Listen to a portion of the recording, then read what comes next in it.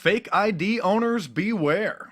Big Brother is about to find you using facial recognition scanning software that's looking through the pictures in the DMV database to find duplicate photos of people who have gotten fake IDs.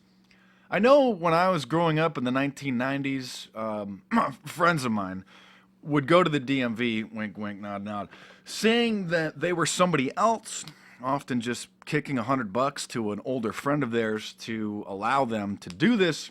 And they would go to the DMV and just say that they were somebody else and then get a valid driver's license with their picture on it, but with somebody else's name, so that it would show that they were 21, so they could obviously get into bars, clubs, and buy beer and alcohol from the liquor stores.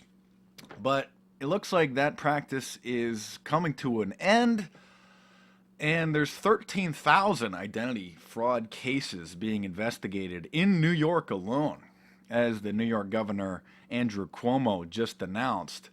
And a third of them looks like they are college students, or maybe even high school students, with fake IDs.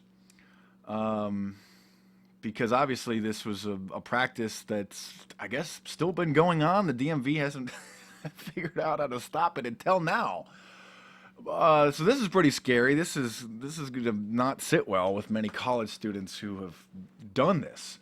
But just a heads up, the DMV has been scanning the photos of everybody to find duplicates. So if you did this, thankfully the friends of mine that did this, the statute of limitations is passed. And I recount this alleged practice of my friends in my book, Causing Trouble, High School Pranks, College Craziness, and Moving to California, if you want to read some wild stories. But it looks like a third of the people were college kids with fake IDs. Some of the people had their driver's licenses suspended, and so they would go to the DMV, say that they were somebody else, a friend of theirs or somebody. They would just give them their name and whatever, and you just go in there and say that you're them, they would give you their birth certificate or their ATM card or whatever, and then you could just go to the DMV, say that you were somebody else, get a driver's license. A very common practice, at least when I was in college in the 1990s. This was happening quite a bit. Fairly common knowledge then. I don't know if, obviously, I guess people have still been doing it. So just a heads up about the power of facial recognition scanning software. And if you're new to the rabbit hole, if you're new to the Orwellian nightmare, this facial recognition software is so powerful that they can actually scan YouTube videos and video footage and then identify people. That's why a lot of people wear masks at protests, because the police are out there videotaping everybody and are most likely running that video through facial recognition software, and then they can identify every single person in the crowd. And then, of course, there's the trapwire system that was revealed last year when hackers hacked into the Stratfor company's emails, this intelligence front, this CIA front, when they discovered that back in, I think it started in 2004, this CIA front was installing facial recognition scanning cameras, or rather just plugging the cameras into facial recognition scanning software in major cities and airports and other facilities to identify everybody that walks down the street or walks into a building. And this is still so top secret and so damaging and so scary for most people that when WikiLeaks was releasing this information, they were hit with the biggest distributed denial of service attack ever. Obviously, the government trying to shut down and prevent the news of Trapwire, Trapwire. Just go look it up. It's just absolutely scary.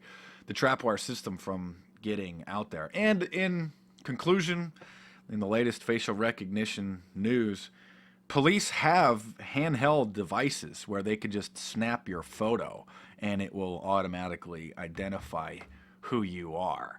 And casinos have been using facial recognition scanners for over 10 years to identify suspected card counters or cheaters who have been kicked out of the casino. And instead of going through the Griffin book or the black book that the security guards used to just flip through to memorize people's pictures, now, and this is still hardly talked about at all. That's why so many people have to just hate me for revealing these secrets, these Orwellian secrets. But sorry, folks, just trying to preserve the Bill of Rights and trying to have somebody being held accountable for this Orwellian system and to prevent it from just getting out of control, which is probably almost too late at this point. Just go look up Argus drone. I mean, Trapwire. This is just getting absolutely insane. And then there was a system. I'll finish this video in a second. There was an app that was designed for the App Store, which apparently was thankfully rejected, but you can probably get it in cracked phones where you just write the Recognizer app, where you just go and take somebody's photo and it will find their Facebook page and identify exactly who they are. So that's pretty creepy. I mean, just snapping pictures of, you get psychos out in a bar taking pictures of girls that they think are cute, and then all of a sudden you find their Facebook page, you know their name, their friends, where they work. Just kind of creepy. But just a heads up, if you're a fake ID owner, you may be getting a knock on the door from the men in black, from the police, if your picture comes up flagged in the system.